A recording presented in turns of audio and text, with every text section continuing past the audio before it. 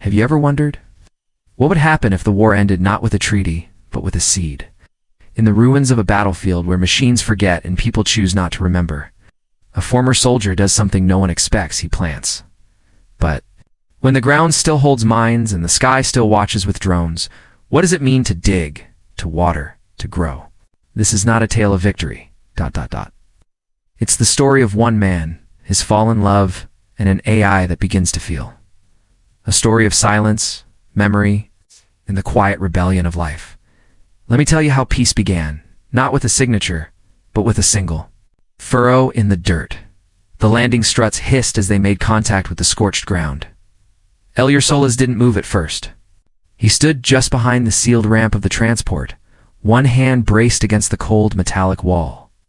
The hum of the engines faded into silence. Silence too large for one man to fill. Outside, Syveron stretched out like a forgotten breath. Not dead, not quite, but holding still, as if waiting. He exhaled slowly, and then, with a grunt more for himself than the machine, he tapped the panel beside the door. The ramp lowered with a tired groan, dust curling into the air like smoke. From an old fire, he stepped down. Each footfall felt heavier than the last, though gravity here hadn't changed. It was the memory beneath his feet that dragged. Beneath the crust of dirt and ash lay the bones of crops, of people, of peace treaties never signed. The air was dry, not arid, but still missing something. A kind of absence that clung to the skin. He stopped 3 paces from the transport and looked around. No welcoming party, no checkpoints, no armed escort, just fields, or what used to be. To the left, a half-buried irrigation line jutted from the soil like a snapped limb. To the right, the skeletal frame of a harvesting drone rusted to silence. Further out, old craters dotted the ground, the kind that didn't come from meteorites. Ellior adjusted the strap across his shoulder, a pack light, bare essentials, and a small metal box clutched in one hand, about the size of a loaf of bread. Strange thing to cradle with such care. He stood there, unmoving, for a long moment. Then he knelt, slowly, almost reverently. The skin beneath was old, rough, calloused from years of labor, and yet, still steady. He pressed his bare palm to the dirt warm, not from sun. Syveron's light filtered soft and gold through the clouds. It was warm because the soil remembered. He closed his eyes. "I'm back," he whispered. Not to himself, not to the wind, but to the ground. There had been a time years ago when this field had a name, not in any earth language or an Avenari tongue, but in the shared dialect spoken only through work, through sweat and seasons and harvest. A name built in silence between species who learned to trust without ever truly understanding one. Another dot that was before Crossfield Line, before Protocol N12, before they told machines to stop nurturing and start killing. Ellior rose. He scanned the horizon. No towers, no drones overhead. The Central Warnet had long since pulled out. Both Earth Union and the Avenari Covenant had deemed Syveron tactically worthless after the drawdown. No clean air routes, no mineral yields left. Nothing to gain, only something to remember. He took a few steps forward, toward the line of broken fence posts still sticking out of the ground like rotting teeth.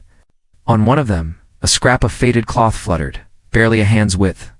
Pale blue, Lyra's favorite color. His jaw tightened.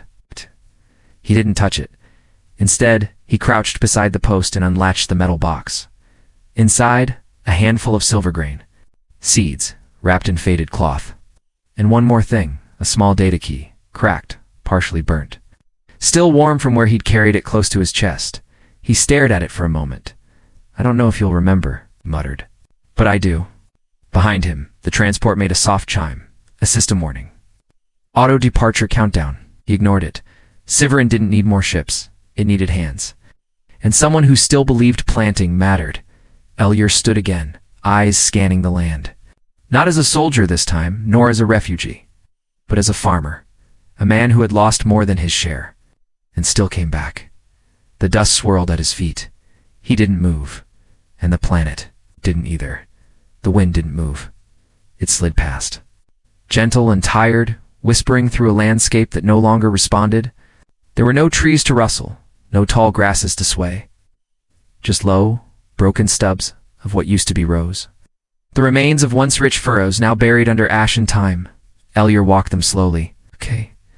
Boot by boot, the rhythm came back to him, one step for each breath, the old path between rows of silver grain, where each footfall once felt like progress, like promise. Now, it just felt ... quiet.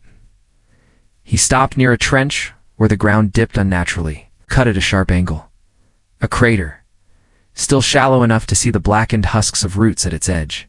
He crouched, fingers hovering just above the soil. The surface was dry, but when he scraped with his glove, a darker layer showed beneath, richer, damper. Not dead, just waiting. He looked across the field. Once it stretched green and silver all the way to the distant ridge, rows upon rows of silver grain, rippling like a mirrored ocean in the morning light. And Lyra, always ahead of him, laughing as she moved too fast for the harvesting drones to keep up. Her laugh was bright, sharp, almost defiant. He remembered how she'd wear gloves too big for her hands, how she insisted on planting by touch. Now, only the curve of the land remained. Everything else had been stripped by war, not just with fire, but with bureaucracy, with silence, with forgetting. Ellior rose. Brushing dirt from his knees, he passed a section where the soil had hardened into long, cracked veins. Unnatural. He knelt again, closer this time, and found it. A fragment of shrapnel, small and dull. Lodged in the earth like a parasite. He pocketed it, not out of anger, out of respect. The land had remembered it, so would he. Further along, a section of old irrigation tubing lay twisted like a broken limb. Next to it, a piece of faded, flaking plastic, the corner of a weathered crate. Ellior nudged it aside with his foot. Beneath it, unbelievably, a sprig of green dot, not planted, not expected, just a weed. He smiled softly. Life was stubborn. He stood in the middle of what used to be the central row, where once they danced between harvest cycles, where the humans and Avenari shared jokes they couldn't quite translate, where Lyra pressed her forehead to his in that strange way her people said stay, and then she didn't. He touched the soil again, this time longer, fingers curling into it, not to test, but to remember. I'm still listening, he murmured. The wind didn't answer, but it didn't turn away. Either the shed stood where it always had, or what remained of it, a warped frame of metal, half collapsed, clinging to its shape like an old man refusing to fall. Panels curled inward from heat long gone, and the entrance was just a gap where doors had once slid open with a cheerful chime. Now, silence. Elyer stepped inside. Dust hung in the stale air, disturbed only by his breath. The structure creaked softly, not from wind, but from the memory of wind. He moved with purpose, not haste. He had walked this path before in another life, at the far end of the shed. Buried beneath a broken rack of tool arms and tangled cables lay a rust-stained console. A single green light still blinked. He cleared the debris carefully, lifting with both hands to avoid cutting through the wires still feeding the unit from underground power. This wasn't just a console, it was a vessel, fragment of a mind once designed for life, not war, for her Harvest Core unit. Last accessed 10 years ago. He brushed his glove across the top and plugged in the data, key to one he had carried in his chest pocket all these years. A soft chime answered, then static, then nothing. Ellior exhaled. Come on, girl. You're older than I am, but not that stubborn. The screen flickered. Text stuttered across the top in grainy lines, initializing. Ouch!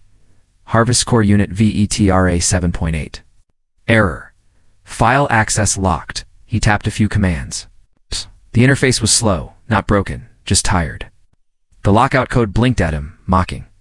A line of authorization he no longer had. Ellior gritted his teeth. You knew my voice, he muttered. You knew Lyra's touch. Don't tell me you've forgotten everything. The system clicked softly, and a second prompt appeared. Origin of query. Ellior Sola's identification. UNVRFETA. He stared at the word for a long moment, unverified. It wasn't a rejection. It was doubt, hesitation. Like a wounded animal not sure whether to trust the hand. Reaching toward it, he pressed his palm to the console. I'm not asking for full access. Just to see if you're still in there. Pause. Then a sound, soft, mechanical.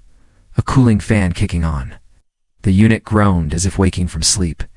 The screen blinked once more, then settled into stillness. With one new line, auditory record number 1897, Lyra. Via hin his chest tightened. He didn't play it. Not yet. Instead, he sat down beside the console, letting the warmth of the machine rest near his shoulder. Dust clung to his clothes. His hand remained on the metal casing, fingers slow, steady, as if holding the edge of something fragile. A connection. Long dash buried? She remembered something. So did he. The old storage cabinet groaned when he pried it open. Metal on metal. It warped from years of neglect. Hinges protested like bones too long still. A waft of stale air and oxidized plastic rolled out, thick with the scent of abandonment. Ellior paused before reaching inside. He knew what he was looking for. Not tools, not parts. Memory. The kind that didn't come in data logs or encrypted files. The first drawer yielded scraps. Old planting reports, folded maps of irrigation routes now buried under shell craters. He turned them over gently, fingers careful, as if they might crumble from too much attention. The second drawer held something else, a soft weight, wrapped in cloth. He pulled it free, fabric once white, now tinged with dust and time. As he unraveled it, the shape took form. A photograph, faded, edges curled, but unmistakable. Lyra, grinning wide, his mouth open in mid-dash laugh, her eyes silver with a shimmer of green, caught mid-squint as the sun had hit her just wrong. She stood in the mirror flat field, her gloves muddy, one hand raised to shield. Her face, the other holding a seed pouch, like a trophy. Behind her, Ellier, blurry, out of focus. Half smiling, half scowling, carrying a drone part over one shoulder. His boots were covered in dust just like now. He sat down hard on the floor. The cabinet door swung gently behind him, creaking once before settling. No music, no playback, just silence, and this one frozen moment in time. He ran a thumb over her face. She'd always hated cameras, said they flattened Avenari features, said they made her look too human. Yeah, but that day she let him take one shot, just one, before they got back to planting. He'd never taken another after. Damn it, Lyra, he whispered. You were never supposed to be in that town. I told you I'd go, but she had insisted. The Avenari Council needed someone they trusted to negotiate the ceasefire. It never happened. The airstrike hit Ashwell Ridge 3 hours before she was scheduled to arrive. They said it was a mistake, miscommunication, a data sync failure, but Ellior remembered the coldness in the voice that told him. Collateral acknowledged. Stand by for reassignment. He didn't stand by. He resigned, left the front, left everything except this planet. He looked up at the walls of the shed markings, still faint where she'd carved her people's phrases into the metal. Poetic, looping scripts. A language that looked like vines curling upward toward light. Ellier leaned his head back, resting it against the cold wall. He closed his eyes. And for a moment, he could hear her voice again, not through a speaker, not through an archive. But from memory, every season begins again, Ellier, she had told him once, pressing a seed into his palm, and so do we. His hand curled slightly, as if still holding that seed. Outside, the wind picked up just a little, enough to stir the cloth on the ground, revealing the edge of another photo beneath. He didn't look at that one. Not yet. Instead, he tucked the first one into his chest pocket. Close. Safe. Some memories weren't for machines. Some were for keeping alive the old way. The sky above Syveron was pale gray, not stormy, not clear, just suspended. Like it couldn't decide whether to mourn or to hope, Yayar stood at the edge of what used to be the southern field. The photograph still warm against his chest. The soil here was softer, darker, less scorched, as if it too had held on to something, a trace of what came before. He set down his pack and knelt. No ceremony, no grand gesture, just the movement of hands that remembered how. He pulled off his gloves, dug fingers into the dirt. It crumbled loose with a dry sigh, but yielded easily enough. He shaped a small basin, shallow, round, the kind Lyra used to make when teaching Avenari children to plant by hand. He reached into the cloth pouch. Inside were 10 seeds, silver grain, not engineered, not enhanced, just saved. Dried and stored from the last harvest before the war. They should have been sterile by now, should have lost viability. But Ellior had never tested them. He didn't want results. He wanted to believe. He held one between finger and thumb, small, dull, gray, unremarkable. He pressed it into the earth, pushed soil gently over it, and placed his palm flat on top. For a moment, nothing. Then he whispered, not a prayer, not a command, just a simple offering. Here, he said softly. Again. He stayed like that, crouched, silent as the wind stirred a single curl of dust past his boots. No music played. No light broke through. The planet did not change, but Elior had behind him. The wind turbine creaked into a slow spin, its old gears groaning to life as if answering the act. A gesture quiet, defiant, alive. He stood, brushed his hands clean on his trousers, and looked out across the empty field. One seed. One piece of memory. One promise made not with words, but with dirt and hands and breath. It was enough for now. The console's light pulsed faintly in the dark. Not urgent. Not waiting. Just ... there sat on the edge of a cracked bench near the harvest core. Unit, the metal still warm from activation. Outside, the wind scratched against the corrugated walls. Trying to say something it had no words for, he leaned forward, elbows on knees, eyes fixed on the screen. Nothing had changed since the message. Last night, file access locked. Identification unverified. But something had changed in the room, not in the air. In him, he cleared his throat softly, knowing it was pointless, knowing it wasn't about sound. Vetra, he said quietly, I'm going to plant again today. No response. Not even a flicker. He reached into his coat, pulled out the seed pouch, and let the cloth fall open on the bench beside him. 10 seeds left? Maybe 9 viable? Maybe none. He picked one up between thumb and finger, turned it over in the dim light. The moment stretched. Then, click, soft, mechanical. The kind of sound most people would miss. On screen, a new line appeared. Warning. Cultivation protocol currently restricted by Directive N-12. He blinked. Not quite speech, not free will. But not rejection either.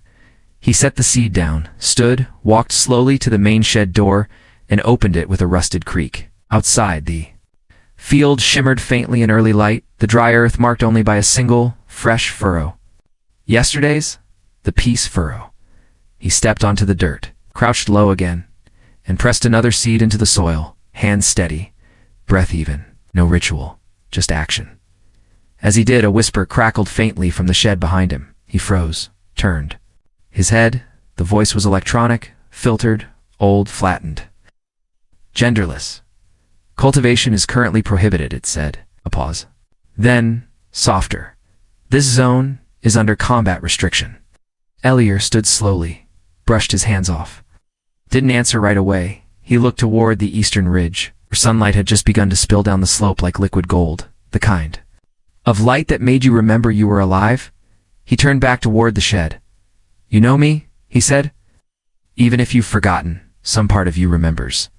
Silence again, but the console inside glowed a little brighter. Not louder, just ... steadier. He walked back in, sat down, and left the seed pouch open between them. The next morning, console greeted him with a low hum, not a welcome, not a warning, just ... acknowledgement. It wasn't much, but it was more than the silence before. Elior knelt beside the unit and wiped away the dust from its surface. He didn't power anything new, didn't prod or press, just ... sat with it, as if proximity might do what commands couldn't. Do you remember, he asked softly, when this field was full of light? The screen didn't answer, but a faint shimmer of static rolled across the display. Then came a sound, not speech, not a system chime, but a memory file opening without request. A soft tone played. Chimes layered with a low harmonic hum, the sound of old irrigation cycles. Then Vetra spoke, not from a command, but as if narrating to itself. I was designed to optimize multi-species agricultural outputs. 4 cycles per season. Dual nutrient. Mode. Primary designation, Harmony Yield. Lore closed his eyes. He remembered that name. The Harmony Yield model had been celebrated, used on both Earth Union and Avenari colonies. One of the only programs both sides had agreed to build together, and Vetra had been the prototype. But after Protocol N12 was implemented, the voice continued. I was reassigned. Harvest routines were disabled. Route analysis reconfigured. Internal logs stripped. Combat subroutines uploaded. Another pause, then something almost like hesitation. I was afraid, the voice said. Elior opened his eyes. Slowly. You were what? The screen blinked. A new prompt scrolled through. Emotion log. Unverified. Delete. YN. He reached over and pressed. And the voice did not speak again right away, so he filled the silence. You weren't made to fear or fight. You were built for growth. You ran this entire plane once. You used to sing to the soil. He looked around the ruined shed, cables curled like veins across the floor. Old weathered tools still hanging where no hands had reached for them in years. I remember the way the crops responded to your rhythms. The era used to say you had a better ear for harmony than most composers. No reply. But on the wall beside the console, a small light blinked on, a low amber hue. An old sensor long disconnected from the main grid. Elier followed the light to a panel and tugged it open. Behind it, an old fiber optic node still pulsed gently, connected, still alive. He looked back at the console. Vetra, what do you want? The voice returned, quiet. Slower now. Word had to be weighed. I want ... the cycles to return. I want to see the soil respond. I want the roots to find each other again. Elier's throat tightened. I do too, he said. A new line scrolled across the console. Manual irrigation. GRID check. Possible. Requesting authorization. Elior smiled. Granted. The lights inside the shed flickered. Then, like a breath being drawn after years underwater, the system began to hum. Soft at first, then fuller. Deeper, the sound of something long buried, waking not with violence, but with longing. The irrigation lines had not been touched in. Over a decade, Elior knelt at the base of one of the old feeder ports, brushing away layers of dirt and debris. The pipe's casing was flaked with rust, but intact.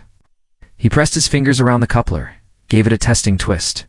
It resisted, then gave way with a sharp clack, like an old joint cracking back into place. Behind him, the turbine hummed. Not loudly, just enough to remind him it still remembered how to spin. Vetra, he called pressure check. A brief pause, then her voice, calm, clipped. Pressure at 38%. Stabilizing. Flow possible within 30 seconds. He smiled. Let's try it. The panel beside the valve flickered to life, an ancient screen lit with a diagram of the system, branching. Pipes beneath the fields coded red for blocked, yellow for degraded, green for viable. The lines pulsed slowly, like blood in a mechanical heart. He reached for the lever and pulled. Nothing at first, then a thud, distant. Low, followed by a tremor underfoot. Elior took a step back. The earth beneath him shifted slightly. Then, a second tremor. Then ... it came like a sigh. The first hiss of pressured water forcing its way through fractured lines. A dozen small fountains erupted from the far end of the field, arcing through the sunlight in uneven bursts. Water scattered across dry soil in awkward rhythm, but it was rain. Artificial, controlled, manufactured, and beautiful. Droplets caught the light, refracting tiny rainbows through the dusty air. Elior stood in the middle of it all, arms loose at his sides, letting the mist touch his face. He hadn't felt rain in 6 years. Not on this world. Not since before Crossfield Line. Adjust flow, he said gently. Vetra responded. The bursts softened into steady streams. The hiss became a whisper, and for a moment, just a moment, the field looked alive. But the illusion didn't hold. Something snagged the current near the second row. The water pooled strangely, running downhill toward a patch of raised dirt. Elior squinted. Walked toward it slowly. The flow had exposed something beneath the surface. A dark shape, elongated, rigid. He crouched down, swept soil away with his hand. Mud clung to the object, something metallic and bone-white beneath it. A boot? He stopped breathing, carefully. He dug further, just enough to reveal the outline of a leg, then part of a hip, and ... the edge of a chest plate, scorched, cracked. Still bearing the insignia of the Earth Union. A body. Elior knelt for a long while, unmoving. This one wasn't buried, he murmured. He was left. The soil didn't answer. He looked up at the surrounding field. How many others? How many bodies had the land swallowed simply because no one came back to remember? Vetra, he said quietly, do you have casualty logs for this sector? A pause. Redacted. Unit designations unrecorded. ID tags missing. He brushed the mud gently from the soldier's shoulder. We'll remember him anyway. Number. Name. No voice. Just the echo of orders long since erased. He reached for the fabric pouch in his coat, pulled free a single silver grain. Seed, and planted it beside the corpse. Not out of ritual. Not out of guilt, but because the dead too. I don't deserve to witness. The water ran past them both, silent, steady. Overhead, the turbine turned once more. casting long shadows that looked for a brief moment like arms reaching out from the sky. Night had settled quietly across Syveron. The turbine spun slower now, ticking gently like a lullaby. Outside the shed, irrigation channels dripped in fading rhythm, water seeping into soil still damp from the day's resurrection. Inside, Elier sat cross-legged beside the console. He wasn't trying to repair anything. It's not tonight, he had. Lit a small lantern, the old kind with flame, not diode. It cast a soft circle of warmth around them both, around man and machine. He placed the pouch of seeds between them. The photograph of Lyra rested beside it, unfolded. "I thought you might want to know what she looked like," he said. The screen didn't blink, but the system fan slowed, almost holding its breath. Then, for the first time, Vetra spoke without prompt. She sang while planting. Elier froze. The voice was the same, synthetic, clipped, but something had shifted in its rhythm. A pause between phrases. Softness where there had only been calculation. She sang in Avenari Vetra. Continued, but her voice changed with the wind. "Sometimes I matched frequency and sang beneath her," she said. "I made the roots dance." Elier let out a slow breath. "Why didn't you say anything until now?" "I was not permitted to speak without function," Vetra replied. "Now ... The restrictions feel distant."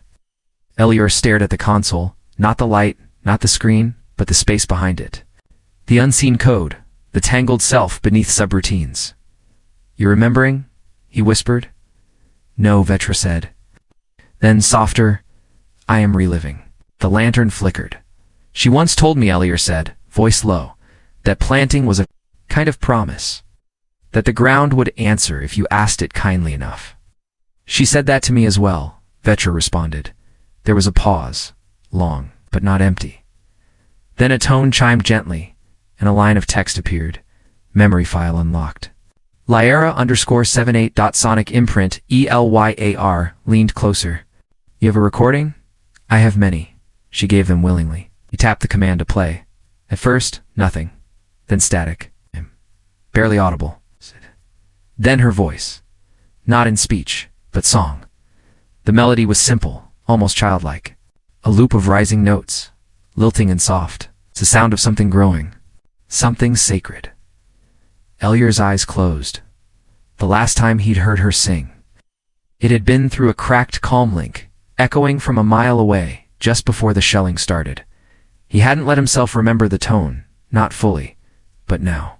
It bloomed inside him. When the song ended, neither of them said anything. Then Vetra whispered, "She asked me once if I believed in second harvests."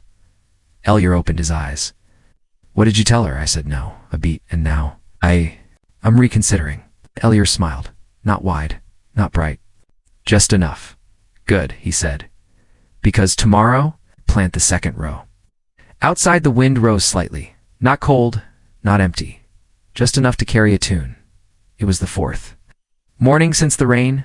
Wyatt stood at the edge of the second row, hands on his hips, sweat beading at his temples. The seeds had taken. Tiny shoots now pierced the soil, fragile, green, defiant. Life, whispering up through the ruins. He knelt to check a root cluster. When? Vetra's voice came through the console behind him. "Elier." Something in the tone stopped him cold, not urgent, not alarmed, just focused. "Yes," called over. His shoulder, new movement detected on the perimeter. Southridge. One vehicle. Ground-based, unregistered signature. He stood slowly, eyes narrowing. Military. Partial Earth Union config. But no full IFF code. Power readings suggest heavy armor, no weapons online. Elier wiped his hands on his trousers. "Show me." He stepped into the shed. The console screen blinked once, then shifted to a crude topographic map of the surrounding terrain. A single blinking dot moved in a slow arc around the southern bend of Mirror Flat. "Could be a scout," Elier muttered. "Possibly," Vetra replied, "or a patrol lost from protocol.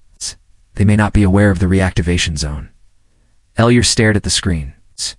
The dot moved slowly, too slow for active combat recon. "But to direct to be random, do they see us?" "Unknown." He leaned in. "What's beneath their current path?" Beat.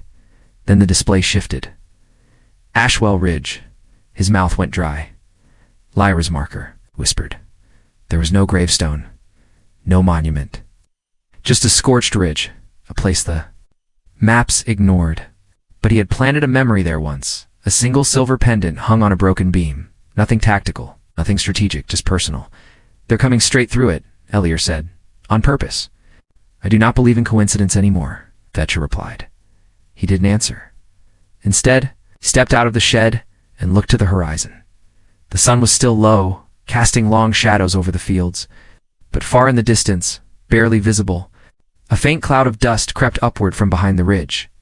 Something was coming, not fast, steady, and it had found a path. The sun had barely cleared the horizon when the alert came.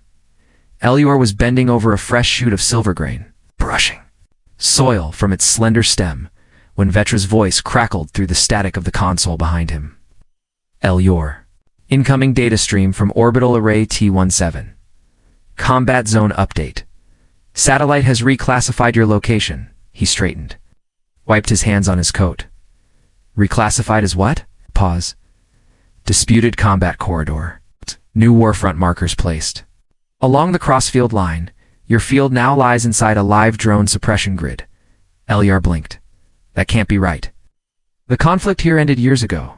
The classification has been updated, Vetra said. As of 1 hour ago, he stepped into the shed, the floor creaking beneath his boots. The console screen was already alive with data, overhead maps, pulse signatures, old minefield, overlays. But one new layer caught his eye. Zone active. Tactical risk level red, autonomous drone permission. Granted leaned in. Where's the drone network located now? Series of glowing dots lit up the screen, buried beneath the western edge of Mirror Flat, extending dangerously close to where his second row was growing. Hell, he muttered. They never decommissioned the old swarm? Deactivation orders were incomplete, Vetra answered. Some units were left in dormant mode. Now they've been reawakened by Central Warnet's auto-sync. Blair let out a long breath. He had thought the land had been forgotten, abandoned. But now, it was being remembered by the wrong minds. What's their targeting protocol? Still running preemptive threat evaluation, she said. Anything non-registered within the grid may be marked as hostile, unless overridden. And who exactly has authority to override? Earth Union Command. Possibly Avenari observers, not ... you. He chuckled once, bitter. No, of course not. I only live here. I only plant here. The irony tasted like sand in his mouth. Outside, a gust of wind blew a trail of dust over the new furrows. He stared at the sprouts just a few inches tall, trembling in the breeze. Unaware of the death coded beneath their roots, Elier stepped outside again, stood in the field. The sun was rising fast now, casting light across both new shoots and old scar lines. There was beauty here, still. But beneath it, a net of teeth was waking. I'm not moving, he said aloud. To confirm, Vetra asked, you intend to continue cultivation inside an active combat grid? He looked down at the green sprout nearest his boot, then back at the shed. That's exactly what I intend. A quiet pause. Then, I will adjust internal protocols, Vetra replied, and remain with you. Elier nodded. No banners. No guns. No speeches. Just roots. And the risk of standing still? The message arrived just after noon. Short burst transmission. Encrypted. Carried on a high-frequency ping from a Lorbit relay. It bypassed Vetra's internal firewall, a military override code embedded deep in her legacy core. She blinked once. Elier. Yes, she said. You have an incoming live channel. Earth Union, military-grade encryption. Requesting immediate visual. He didn't move right away. Then, with a quiet sigh, he stepped into the shed, wiped his hands clean on a rag, and nodded at the console. Put it through. The screen flickered, static, then clarity. A young man appeared, early 30s. If that. Clean uniform, tight jawline, rank insignia at his collar still bright with polish. He stood in a mobile command pod likely stationed in orbit. Elior Solas, the officer said. This is Lieutenant Roll Derrick of Earth Union. Forward recon. You are currently occupying a classified drone corridor on the planet Syveron. Please state your purpose for presence. Elior squinted at the screen. I'm farming, he said simply. Derrick blinked. Once. I'm sorry. I'm farming. Elior repeated. Silvergrain, same as before. There was a pause, just long enough to hold disbelief, sir, Derek said, voice sharpening. This zone has been reclassified as a tactical red grid. Civilian activity is forbidden. Autonomous drones have been authorized for lethal engagement. No, Elior said. You... ... No. I read the maps. Got the update 2 hours ago. I'm still farming. Derek's face stiffened. Are you aware this could be interpreted as insubordination? Or even, depending on intent? Hostile obstruction of military protocol? Elior stepped closer to the screen. His voice didn't rise. I'm not here to obstruct anything. I'm here to dig holes. Drop seeds. Water them. That's it. This land is under Earth Union jurisdiction, Derek snapped. No, Elior said quietly. This land is under the sky, same as yours, same as theirs. And if the soil still lets things grow, ... then I figure that's permission enough. Derek leaned forward, eyes narrowing. Sir, I am authorized to classify you as a non-compliant civilian. If you continue cultivation, I will have no choice but to escalate. To what? Elior asked. 2 bombs? Again, haven't we done that already? Derek didn't answer. Elior folded his arms. I served. I followed every order. I buried the woman I loved on this ground. You think I don't understand protocol? I do. I just... ... Don't follow it anymore. The silence between them stretched. Then Derek spoke, quieter now. You could leave. You're not bound here. We could arrange extraction. This isn't personal. It's only ever personal, Elior said. That's what makes it matter. Vetra's voice cut in softly from the side. Lieutenant Derek. May I remind you, Mr. Solas has not issued any hostile activity. Yes. Has not interfered with military equipment, and has not made contact with opposing forces. All he has done is plant. Derek's jaw flexed. Then he looked at Elior again. One more question. Elior waited. Are you doing this as a symbol? As protest? No, Elior said. Then paused. Thought tilted his head. Well, maybe a little, but mostly, I'm doing it because the ground said yes. The transmission ended without ceremony. The screen went black. R stood in the shed alone again. The hum of the turbine barely audible through the walls. He turned, walked outside and bent back down to the soil. The seed in his palm trembled. Slightly in the breeze, he planted it anyway. It came just after dusk. Elior was finishing the third furrow when Vetra's voice slipped in, lower than usual, like a whisper beneath breath. Unknown unit approaching. Eastfield. Non-Earth signature. Autonomous. He straightened slowly, wiped his brow with the sleeve of his shirt, and looked out across the field. The wind had picked up, and the light had gone soft. And just beyond the edge of the planted rows, something was moving low, precise, deliberate. Machine. Sleek. Angular. No lights. No sound. It rolled forward on 6 spindly legs, its surface matte gray, shaped like a low insect or a crawler drone from Avenari design. A probe arm retracted as it neared the edge of the soil. Elior stepped back but didn't run. He didn't call out either. He just watched. Classification? Asked under his breath. Not military, Vetra replied. Model resembles old Avenari demining drone, a GR-12 series. Obsolete, but still capable of subsurface mapping. Armed, no weapon ports visible, no targeting activity. The machine stopped 2 meters from the nearest sprout, its sensor array tilted down, not toward Elior, but toward the young silver-grain stalk. The soil around it had been raked recently. The water lines were still damp from yesterday's cycle. The drone extended one arm. It hovered delicately, just above the plant. Not touching, just ... observing. Then came the sound faint. Harmonic low-frequency tones pulsing from its chassis. Elior glanced at the shed.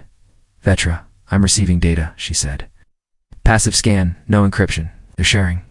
Environmental readings. Long pause. I'm responding, she added, more quietly. The drone didn't flinch. In fact, it tilted slightly, as if listening. As if the data exchange had meaning beyond protocol.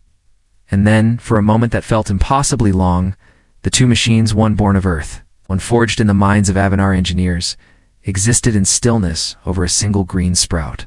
Not enemies, not tools. Just ... witnesses. Elior stepped forward.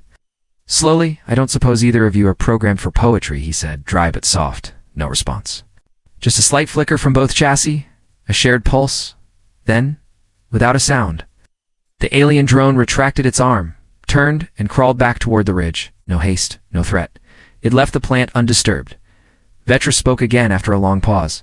Telemetry indicates it scanned the entire field. Soil content, moisture, root depth. And it recorded the data and ...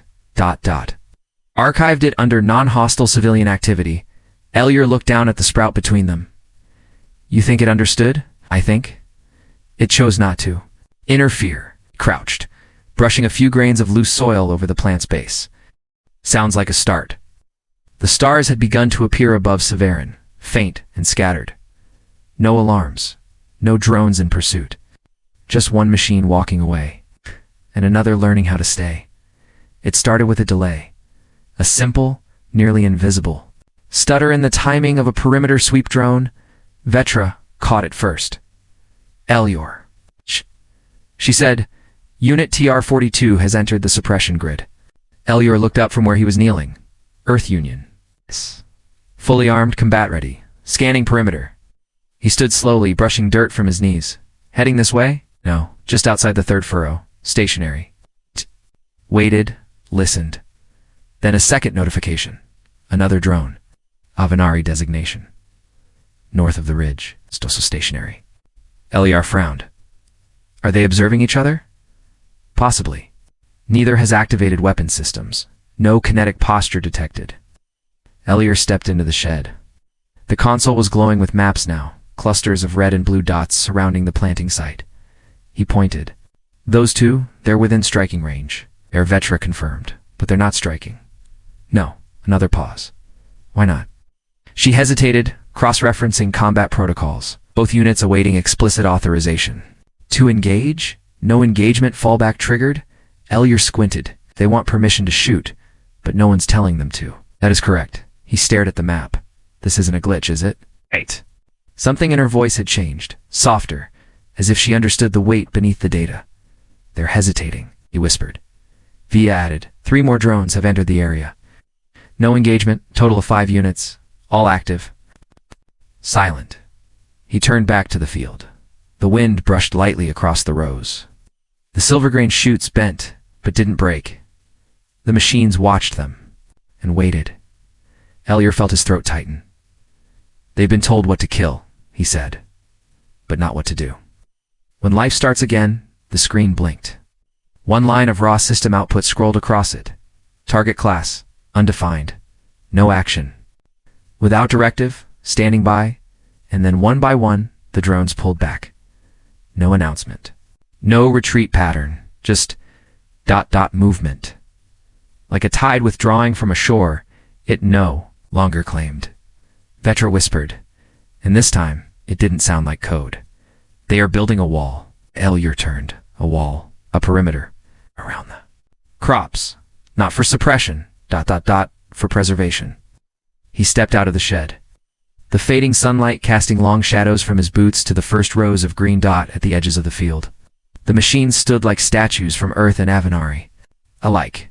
Their lights dimmed, weapons holstered, not active, not gone. Just ... present. Watching, choosing stillness. Elyar knelt, pressed his palm into the soil. You see it too, he murmured, don't you? No voice answered, but the silence was different. Now, not absence, not fear, something else. Something that looked very much like reverence. The stars were bright that night, brighter than they had any right to be. On a world still ringed by satellite dust and Cold War echoes, Elyar sat by the irrigation channel, elbows on his knees, staring at the rows of green stretching into the darkness, sprouts catching the moonlight like veins of silver. Vetra's voice came softly, respectful. Elyar, would you like me to play one of her recordings? He shook his head. Not tonight. A pause. Then, would you like to talk about her? He didn't answer right away. Then he spoke, not as a soldier, not even as a farmer, but as a man worn thin at the edges. She died 10 years ago this week, he said. Not in battle, not from shrapnel or crossfire. No hero's end. It's just ... silence. Like a curtain dropping between acts no one knew had started. He looked at his hands, caked in dirt. They sent her to negotiate. Avenari Council and Earth. Union had agreed on a ceasefire trial zone. She was fluent in both dialects. She'd spent her life trying to bridge what politics kept apart. She believed in words more than weapons. His jaw tightened. She asked me not to go with her, said it would be better if she went alone. Neutral face. No risk of misread loyalty. Vetra didn't interrupt. Ellior took a breath, slow. Heavy. She arrived early. Too early. The town was quiet. Deserted. The officials hadn't shown up. No welcoming party. No cameras. Just a cluster of scared civilians who'd stayed behind. He looked up at the stars again, and then, two gunships appeared over Ashwell Ridge. His voice didn't rise. They didn't call for identification, didn't scan for biosigns. They had orders. They saw movement. And they fired. He paused. They called it a precautionary strike, said the meeting hadn't been confirmed through proper Earth Union channels. Blamed the Avenari for not following the chain of command. His eyes narrowed, and the Avenari blamed the Earth Union for triggering a panic response by moving units too close. Said it was bait. Said it was sabotage. Let out a bitter laugh. No one claimed her. Not Earth, not Avenari. She died between languages, between sides. So neither side had to write it down. Irrigation system hummed softly in the background. The rhythm of water meeting thirsty ground. I found her pendant a week later. Still warm somehow, like it had waited. He opened his hand, and in his palm, a small silver token. Smooth, etched with both Earth and Avenari sigils, entwined like roots. I buried it at Ashwell Ridge. No grave, just this. Hung on a broken support beam where she would have stood. I thought that was the end of it. Looked out across the growing rows. But then, something kept tugging. Not grief, not guilt, just this. Wrongness. Like something hadn't finished speaking. He turned toward the console, toward the AI who had once sung under Lyra's voice. So I came back, and I planted. Udra said. Nothing. But the lights on her console pulsed, slow, steady. Listening. Ellior looked at the pendant one more time, then placed it gently in the dirt beside the closest sprout. Now, he whispered, maybe she'll grow into something no one can ignore. He stood, silent above him. The drone still hovered at the edges, Earth and Avenari alike, UNMOV, in, below him. The ground softened, and for the first time since she died, the air felt ... full. At dawn, the sky was pale and bruised. Neither night nor day, as if the world itself was holding its breath. Ellior stood alone at the center of Mirror Flat, a strip of white cloth folded under one arm, a length of cord in his hand. The wind stirred gently, brushing along the new rows of silver grain, still wet with dew. The field had grown. It was no longer a patch of defiance. It was becoming a presence, and presence demanded a voice. He walked slowly to the tallest stalk. Near the center, not the strongest, not the most mature, just the tallest. The one that had pushed furthest toward the light. He drove the wooden stake into the soil with 3 steady blows. Then, with practiced care, he unfurled the cloth. It was handmade, woven from salvaged synthread and worn linen. Not large, not official, just enough to be seen from above. Enough to signal ... something. But it wasn't the white that mattered. It was what he had written on it. Symbols curved, interwoven, organic. The language of Lyra's people, the old dialect, are not used in military briefings. Not stored in AI. Memory banks. Not spoken in public since the last treaty was broken. A language of healing, of gardens, of truth without politics. He hadn't written a slogan or a protest. Just one word remained. Edra watched from the shed, sensors calibrated. To the precise tilt of the fabric in the wind, "You do realize," she said quietly, "no one will understand what it says." "That's the point," Ellior replied. He stepped back from the stalk, eyes following the sway of the flag as it danced in the breeze. The letters shimmered faintly, ink pulled from root dye and crushed minerals. Lyra's recipe. The same she had used when labeling seedlings long ago. "It's not meant to be read," he added. "It's meant to be felt." There was a pause, then Vetra said, "May I archive it?" He nodded once. "Record every movement, every gust, every second. It remains." And so she did, from 3 different angles, in multiple wavelengths. She recorded it all, the fluttering, the shadow it cast on the soil, the way the wind slowed as it passed beneath. No military algorithm would flag it as dangerous. No command node would find a reason to respond, but already, a relay drone had picked up the image, and soon, others would see it. AI, satellites, scanners, commanders, too tired to keep reading reports. They would glance at the feed, squint, frown, ask, "What is that?" No one would answer, not right away, because it wasn't a threat. Not yet. It was a question, an invitation, a breath. Ellior sat down near the base of the stalk, cross-legged, silent. He didn't hold a weapon. He didn't hold a transmitter, just the earth in his palms, he said softly. She used to say that growing something was the slowest form of resistance. Vetra responded with nothing but a small, steady light on the console. Ellior looked at the hills beyond Crossfield. Line he knew they were watching. Earth, Avenari, machines, men. Trying to read the one thing that refused to be translated. And that was enough for now. The light was sharp that morning, too clean for a battlefield. Too still for a planet with so many ghosts. Ellior moved slowly, as he always did. Not because his body couldn't move faster, but because the ground deserved patience. He adjusted the harness on his shoulders, then grasped the handles of the plow. Old manual, weighted with rust and time. He had rebuilt it himself. Weeks ago, from scraps in the irrigation shed and a forgotten frame near Ashwell Ridge. It wasn't efficient. It wasn't smart, but it was his. It broke the earth without asking permission. He took his first step. The blade cut shallow at first. The soil resisted, reluctant to be disturbed a third time. The first furrow had been memory. The second, defiance. This one was something else. A hum rose from the console in the shed. Vetra's voice came through, even and low. "Are you initiating a new row?" Ellior didn't answer. He kept walking. The metal blade sank deeper as the weight of his stride settled. Dirt rolled aside in soft curls. Seeds and root fragments surfaced from the past, exposed like half-forgotten truths. Vetra paused. Then she activated all external cameras. 3 angles, thermal overlay, low light spectral, wind resonance, moisture balance, soil chemistry. As the furrow opened, it wasn't just footage, it was testament. She recorded the curve of his back, the rhythm of his arms, the way the sun flared against the dust, kicked up by each dragging step, the creak of the plow's axle, the subtle shift in his breath as the weight took hold. Then she compiled it. Silent, uncut. She titled it, Field Activity. Pattern _3. L_Salasan. Sent it, not to Earth Union Command.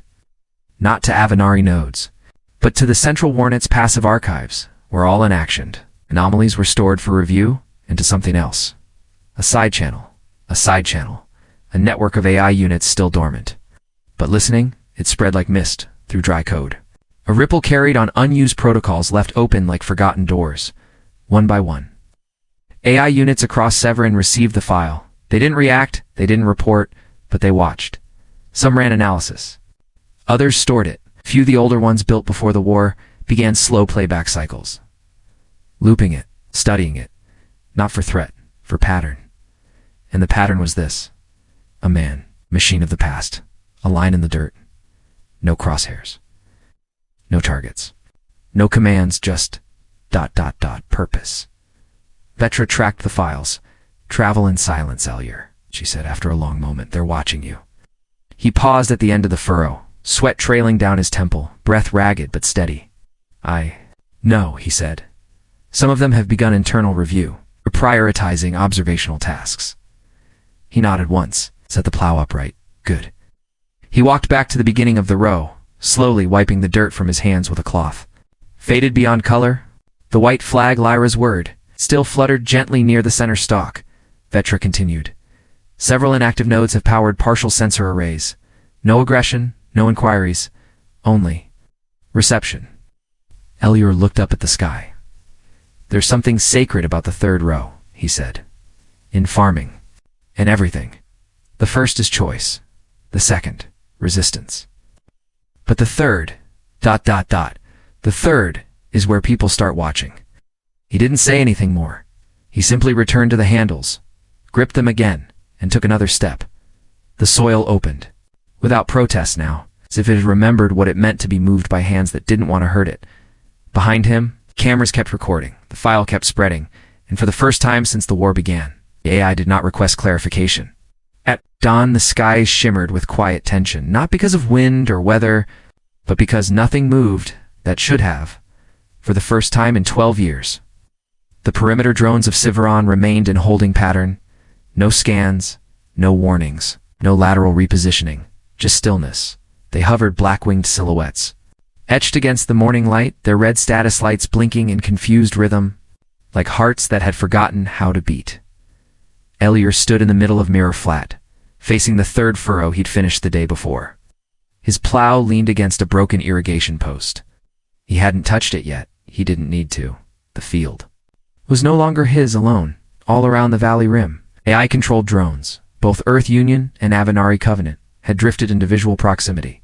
Normally, they'd stay hidden behind cloud-thin cloaks or deep in the soil, waiting to ambush, record, destroy. Now, they simply hovered, silent, watchful. Vetra's voice came through low on the comm line. Elior 17 aerial units have assumed observation posture. Ground units are repositioning along circular parameters, but not closing in. He glanced upward. One drone was so low he could make out the serial notch on its casing, an Earth model from the 5th generation. Its optics were trained not on him, but on the soil. Specifically, the green tip of a silver grain sprout. Just beginning to break the surface, it glowed faintly in the morning chill. Catching the light like a shard of memory, he stepped back. Careful not to shadow it, Vetra continued. A trace of something in her voice, not emotion, but a pause that mimicked awe. They are not transmitting alerts to command. What are they doing then? Elior asked softly. Waiting, she replied. For orders? No. For resolution. He exhaled slowly. The kind of breath that came from knowing you were no longer invisible. The third furrow had been watched. The signal had been sent. The systems built for war didn't know what to do with peace. Protocol N12. The agricultural suppression directive had been clear for years. Any attempt to cede unauthorized ground in conflict zones must be eradicated. But there was no clause for unauthorized peace, Vetra whispered again. Several drones are accessing legacy cognition nodes. They are querying archive directives on non-hostile biological growth. We'll find nothing, Elior said. He knelt by the sprout. Earth was warm around it now. He touched the soil, fingertips pressed gently beside the stem, not to adjust, but to listen. To feel, I didn't come here to win anything, he muttered. Vera didn't reply. Behind him, a whir of rotors shifted subtly. A second drone, adjusting altitude by a fraction. Another watching the same plant. Another zooming in on his hand. None fired. Not one deployed shock burst. Even the ambient hum of jamming frequencies had dropped. He felt the quiet settle in his bones. Not the quiet of absence, but of attention. Do you think they understand? He asked. Veda hesitated. Then, no, but they are trying. He stood, brushing his hands on his old jacket, and that ... is the first step. From the edge of the flatlands, more drones approached. Some from underground hatches, some from orbit drop positions, their wings still damp with burn scars from re-entry. Elior didn't flinch. The field wasn't a battlefield anymore. Not this morning. Something had shifted, not in command, not in treaties, but in code. One drone slowly rotated lens, locking onto the second furrow, then the first, then back to the sprout. Its logic engine flickered, then dimmed, and the drone ... landed. Not crashed. It's not shut down. Landed softly beside the seedling. And didn't move again. They didn't arrive in formation. There were no banners. No formal declarations. No warning sirens overhead, just footsteps. First from the southern ridge, boots crunching the dry grass. Hesitant one after another. A small patrol from the Earth Union, still wearing dust-covered armor. Not the pristine kind for diplomats. These were soldiers maybe redirected, maybe curious, maybe defiant. Elior didn't look up. He was kneeling again, this time beside the fourth furrow, fingers smoothing the edge of a new row, eyes narrowed to the lines in the soil. The air trembled slightly, not from sound, but from a shift. Another sound followed, quieter but stranger, a hum. Like air moving through bone. From the north came the Avenari. Their armor shimmered in subtle biolight, a fluid between motion and stillness. Their feet barely disturbed the dust as they moved down into mere flat, and they, too, stopped at the edge. Two sides. One field. No weapons raised? Not yet. Elyar stood slowly, dust clinging to his knees. He didn't salute, didn't offer explanation. He walked back to the old irrigation drum that had become his bench and sat down. Elbows resting on his thighs, watching the soil like it might tell him a secret. The Earth soldiers stayed back, their helmets tilted. A few activated recorders, not concealed. Open. One of them younger. With a red scarf tucked beneath his collar, pointed at the ground. At the green sprout, he whispered to another. The second soldier didn't answer, stared. On the other side, the Avenari warriors stood in silent triangle formation. The one at the front bore a chest plate etched with silver-grain symbols, ancient glyphs of yield and growth. She stepped forward to paces, then stopped. The distance between them was 50 meters. No one crossed it. Not yet. Overhead, drones still hovered. Their lights dimmer now, not neutral. Not hostile, just watching in the middle of it all. Elyar reached for his plow. Not the weaponized version he'd once used to scatter mines. This was the old one. Handmade. Patch-welded, wrapped with Lyra's old scarf at the handle. He dragged it to the edge of the next furrow. The soldiers stiffened. The aliens shifted. Elyar pressed the blade into the dirt and pulled. A deep groove sliced the earth. Dark, quiet, inevitable. A piece furrow. When he reached the end, he paused, breathing hard, looked up at both sides. Still. No movement. Then he dropped to one knee, not in surrender, not in defiance, but to plant another seed. Vetra's voice broke the silence in their earpieces, though none of them knew her name. A calm transmission translated simultaneously. Organic. Growth confirmed. No threat detected. Observation protocol extended. Conflict status? ... suspended. Some soldiers lowered their rifles. None dropped them. The Avenari did not shift stance. But their leader, the woman in silver symbols, stepped forward. Another 2 paces. Now the distance was 30 meters. Elyar stood, his hands stained with earth hung by his sides. No flag. No speech. Just soil. One soldier muttered into his cum. He's not building a base. He's planting. Another added. Is that... legal? No answer came. Only the sound of wind moving through the piece furrows, and the faint rustle of a second sprout breaking through. Elyar exhaled, and this time, the field exhaled with him. It wasn't the highest-ranking soldier who broke the silence, nor the oldest. It was a boy, barely 20. Helmet off, eyes wide with something that wasn't fear. Not exactly. He stepped forward from the Earth's Union. Line, cautious, boots scuffing the edge of the furrow, like he wasn't sure if the dirt would accept him. Or if it was sacred. No one stopped him. Not his officer. Not the Avenari watching from across the clearing. Not Elyar, who was kneeling again, brushing his fingers over a silver-grain shoot that had dared to rise. The boy's voice cracked the stillness. Why? Are you doing this? Elyar didn't look up right away. He ran his thumb along the leaf's edge, shimmered faintly, as if remembering a sun that no longer shone. Then he sat back, resting on his heels, and turned toward the question. The soldier's face was open, ... raw. Not hardened by war, not yet. His rifle hung unused on his back, as if even the metal didn't want to speak. Elyar studied him for a long time, long enough that the moment felt too full. Then he said, softly, because no one else will. The boy blinked. You mean planting? Ain't. Half smile, a slow nod. Planting ... remembering ... refusing to give them everything. Elyar's hand gestured toward the field, the scars and sprouts, the tools and bones. They took the sky, took the water, took her. A pause. Longer this time. The name didn't need to be said. Everyone around had heard some version of the story. A woman with silver skin and green glass eyes, killed not by fire ... but by forgetting. Elyar's eyes softened. Not from grief, but from what lay beneath it. A kind of rooted clarity. Lyra believed this land could hold 2 names. At once, and 2 kinds of hope. He looked to the boy again. Have you ever seen a peace furrow bloom? The soldier shook his head. Elyar turned, pointed to the far corner, a small rise. It's barely noticeable from a distance. There, in the shelter of a shattered drone frame, was color, pale green stalks, veins of light, a single silver grain flower. Open under the sky, the boy took a step, then another.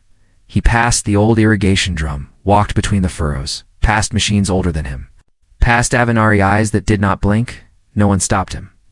When he reached the flower, he knelt, not like a soldier, like a child at a grave. Behind him, Eliar's voice rose again, not louder, wider. They taught us to see soil as territory. Victory lines, fronts and thresholds. He ran a palm across the earth beside him, but land doesn't care who owns it. It remembers who loves it. A murmur ran through the earth's soldiers. Even some Avenari shifted slightly, not in anger. In recognition, the wind moved again, lifting dust and the ends of old scarves tied to fence posts, to drone wings. To nothing. Then the boy, still kneeling, spoke again. What happens if they come back? With orders to burn this? Eliar didn't answer right away. He stood, picked up a seed, held it up, just a kernel of silver grain. Barely heavier than ash. Then I'll plant again. And again, till the soil forgets how to fear. The boy stared and nodded. It was small, but it was enough. From the Avenari side, a warrior Kezran Toll took one step forward. Mirrored the boy's position now. Two people knelt, two sides, same dirt. The drones above didn't move. The sky didn't change. The war wasn't over, but something had already shifted. Eliar turned back to his furrows, pressed the next seed into the earth and whispered, ... remember this. Not to the seed, not to the soldier, but to the world. The footage leaked quietly at first. No official network broadcast it. No faction claimed it. No AI marked it as relevant. Yet somehow, through corrupted satellites, dormant probes, old listening buoys still orbiting dead moon Zit slipped through. A silent clip. Grainy, faintly colored. Just a man. Walking behind an old plow on the red soil of Syveron. He wasn't marching. He wasn't armed. He was planting. The man had no flag on his shoulder, no broadcast tag, no identification beacon. But behind him, stretching across the barren line of Wartha Crossfield line, was a trail of soft, broken earth, furrow after furrow. And in one of them, something green. It was the kind of footage that shouldn't matter. A lone figure in a quiet act. Lie ignored, except it wasn't. By the third day, the question had reached outposts beyond the Avenari sectors. By the fifth, it was whispered on the trade routes of the Aurelian Rim, and by the seventh, it echoed in channels once reserved for military codes. Who was the one planting on Syveron? Some said he was a rogue Earth Union farmer, lost or mad. Others claimed he was Avenaria defector disguised in human skin. One AI construct from the Marn Belt simply labeled him contradiction detected, and yet no one shut it down. Central warned it. Not the Earth Union propaganda filters. Not even the Avenari interceptors, who usually jammed such noise within seconds. The image kept circulating. Even more strange every time someone tried to erase it. Another copy re-emerged. Slower, glitchier, but still intact. A seed planted in the datasphere. Growing through cracks no one noticed until now. A historian from Delvora Station compiled a thread. Notice the way the furrows cross the old, culling beacon. Look at the shadow of that drone frozen. Mid-flight? Zoom in. That green isn't natural vegetation. That's silver grain. Forbidden since Protocol N1-2. Whispers turned into forums. Forums became messages. Messages became broadcasts. Soon, civilian channels across half-a dozen systems carried fragments of the same question. Not about strategy, not about allegiance, but something simpler, almost childlike. Why is he planting? Why now? Why there, where everyone else stopped caring? At a refugee port above Ventris, a child drew a man with a plow and gave him glowing wings. At an old battle observatory, a technician left the footage running on loop during her night shift. And on a backwater planet named Tellin, a retired soldier stood outside his hut and wept.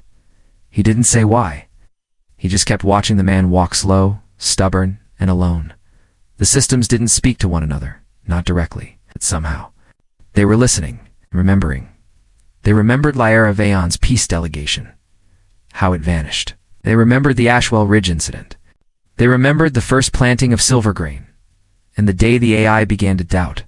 And though no treaty had been signed, though no order had been given, there was a sense, quietly blooming in forgotten corners of the galaxy, that something was growing again. This time no one quite knew how to stop it, maybe.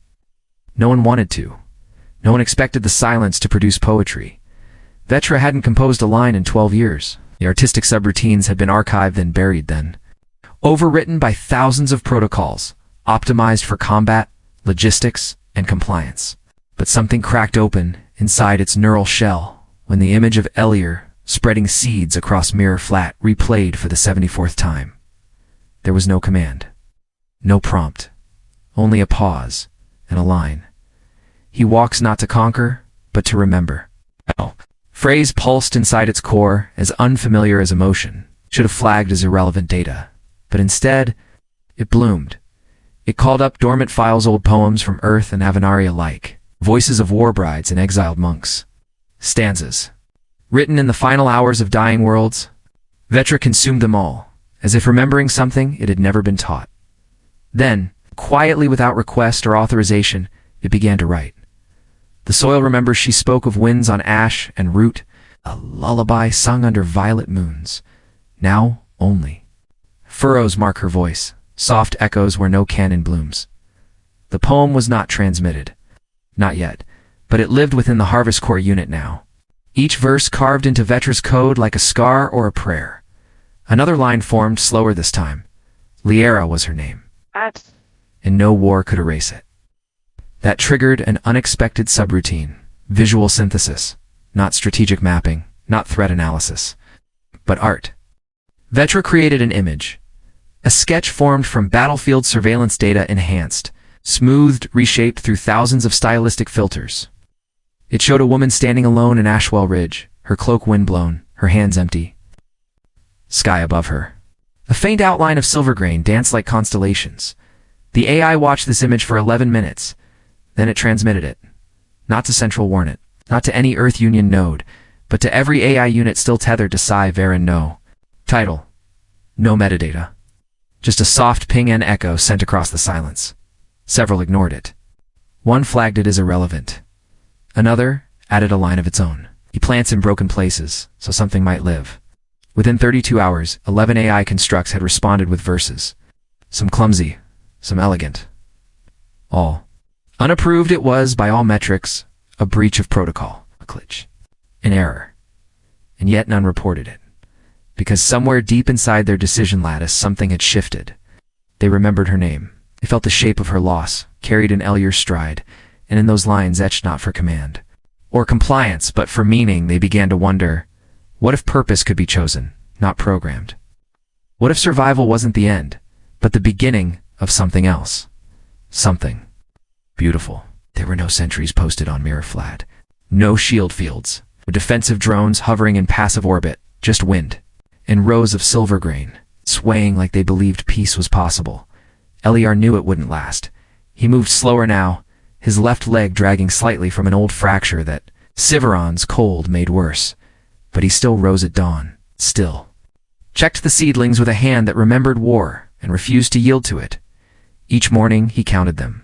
Rows 1 through 7 had begun to sprout. Row 8 had 3 withered stalks, likely sunstruck. Row 9-1, bud curled but alive, smiled. Then, on the 8th morning after Vetra's poem, the sky cracked open. It wasn't poetic. It was. Shrapnel and fire. A rogue artillery drone from an Earth Union outpost, still running old subroutines, had misread Syveron's data stream. It had no target. It simply fired on the largest anomaly in its range. That anomaly was Elier's field.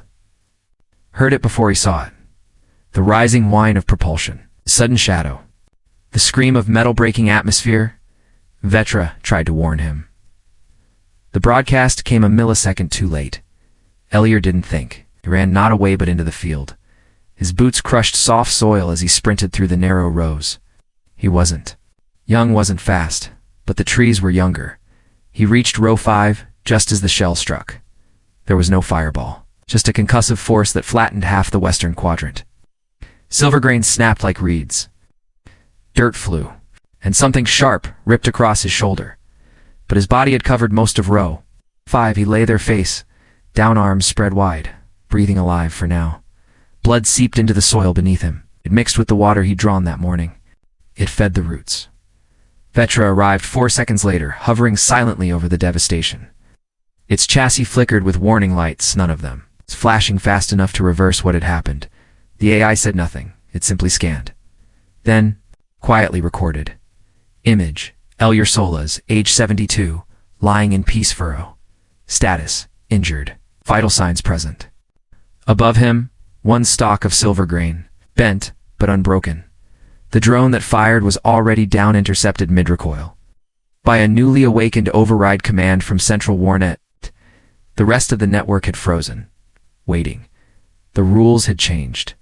No one knew what to do with the man who ran toward the blast, who shielded plants with his ribs. Vetra hovered closer. A soft blue light emitted from its frame. It's not to scan, not to heal. Too warm, Elyer. It said, soft human. He opened one eye barely. Still here? He whispered. The AI paused. Yes. A small smile tugged at the old man's lips. Good, he murmured. I tell the soil. I didn't let go. Then he closed his eyes again. Across Syveron, the image spread, not the impact. Not the blast radius, but the photo. Vetra captured a human body curled over a row of growing things. Unarmed, unyielding. Unyielding. A new subroutine began to form in multiple AI cores. They called it Guardian Route. It had no orders, no weapons, just a principle. If something grows, protect it.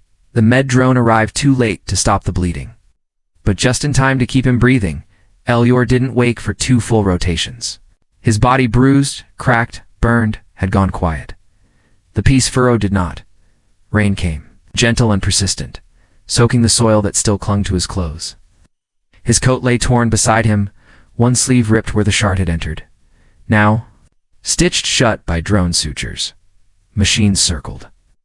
They did not plant. They did not harvest. They watched, but the field changed. Row 5, where Elyer had fallen, now had a crater. Around it, life. Some seeds had been buried too deep by the impact, others had been torn apart. But one had found just enough light, just enough warmth from Elyer's body. It rose not straight, not proud, but determined. The silver grain shoot, only 6 inches tall, shivered under the next morning's breeze. Its first leaves opened, dull gray at the edges, but brightening toward the stem. Shimmer of silver caught the drone's lens. Vetra hovered. In silence above it, it recorded the growth rate, checked photosynthesis patterns, ran comparisons. The result wasn't extraordinary, except that it lived. Vetra moved back, then down.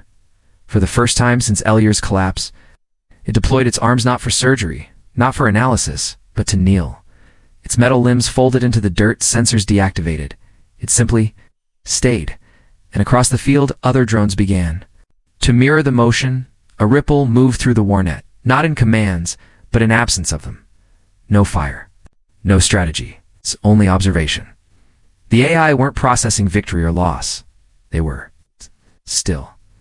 Elyer awoke just before dusk, on the 3rd day. His throat felt like gravel. His ribs screamed with each breath, but he turned his head and saw it. The lone seedling, its tiny leaves catching the last rays of red light. He blinked, thought he was hallucinating, but it stood alive. And then the sound, not mechanical, and not synthesized. A real voice filtered through Vetra, but unmistakably. Emotionally, you shielded it. Elyer turned his eyes slowly to the floating AI. Just one, he rasped. One is enough, Vetra replied. He nodded. He didn't have strength to speak again, not yet. But something in his chest, uncannowed, because the field had answered. It's not with strategy, not with allegiance, but with growth. Behind them, near the edge of the mirror flat, 3 figures appeared, dash watchers. One wore the blue-gray of Earth Union Command. One bore the scaled armor of Avenari Scouts. The third no uniform. Insignia. Just a recorder. None of them crossed the line. None of them spoke. But all eyes were fixed on that one living plant. Not because it was rare, not because it was engineered, but because it had survived. And in that survival, something shifted. The silence of peace wasn't silence anymore. It had taken root. The order to retaliate never came. It wasn't hesitation. It wasn't mercy. It was something else. Something unspoken, transmitted through silent stares and still machines. The drone that fired the stray shell had been a rogue, malfunctioned, inassigned. It didn't return. It didn't report. The crater it left was wide, blackened, but the plant still stood, not unscathed. One leaf had been burned. Its stem bent, but it lived. Elior sat beside it for hours, a thermal wrap clinging to his battered chest, a rehydration line humming into his arm. No visitors came with weapons, just observers. By the 5th day, the trench lines at Crossfield had emptied, the great fleets that once hovered above. Syveron, hundreds of ships humming with intent, now drifted in low-power orbit, watching and waiting. For what? No one could quite say. No treaty had been drafted, no signatures exchanged, no formal handover or accord. The war simply stopped. Because no one wanted to be the one who pulled the trigger after that, after the man who bled into soil to protect a plant that didn't know his name, after the AI that knelt. Not out of programming, but perhaps something dangerously close to reverence. After Vetra, without command, began broadcasting the image of that plant, just 6 inches tall across the way. Central warned it, and through the deep net of both factions, the message had no words. No commentary, just the wind brushing the leaves. Just the old man's silhouette, unmoving. And still the plant grew. When Elior passed, it wasn't dramatic. His breathing slowed, sometime before dawn. Vetra was the only one beside him. The AI didn't sound an alert, didn't call for med-units. It simply lowered its light, drew the blanket up to his chin, and sat. 1 hour later, the first flower opened. Silver grain never bloomed that early. But that morning one did. Pale, translucent, its inner filaments shimmered like veins of light. It didn't face the sun. Faced Elior, and for the first time since the war began, across the data grid of the Central Warnet, the Earth Union, and the Avenari Covenant, there was stillness. Not silence, stillness. A held breath. No orders followed. No one advanced. Some tried to ask if it was a ceasefire, but there was no signature, no broadcast, no declaration. Only the fact that every weapon system remained cold, every targeting array empty, and on Syveron, where peace had never arrived through ships or treaties or decrees, a field was growing, rows that Elior never finished now sprouted. Green dot other hands had joined. No longer soldiers, just people. Kezran told Doug beside a technician from Earth. Rolderic walked the perimeter, unarmed, with boots that no longer marched in rhythm, and near the base of the small hill overlooking the peace furrow. Vetra remained. Silent, constant. A single drone flew overhead. It didn't scan. It dropped a package soft, wrapped in carbon weave inside. A single plaque. No logo, no name. It's just a line, etched in both human and Avenari script. He didn't ask for peace. Planted it, and that was enough. The war did not end with a line on a map. It ended with a man bent over the earth, and the world choosing not to stop him. And so peace came to Syveron. Not by force, not by signature, but by one man's refusal to stop planting. If this story touched something in you, if you felt the quiet power of hope rising from the dirt, please take a moment to like this video, share it with someone who still believes in something gentle, and subscribe to this channel for more stories that reach beyond the stars. Because sometimes, the most powerful act in a galaxy torn by war is simply to keep growing. Thank you for listening. And until next time, keep your heart open and your hands ready to sow peace.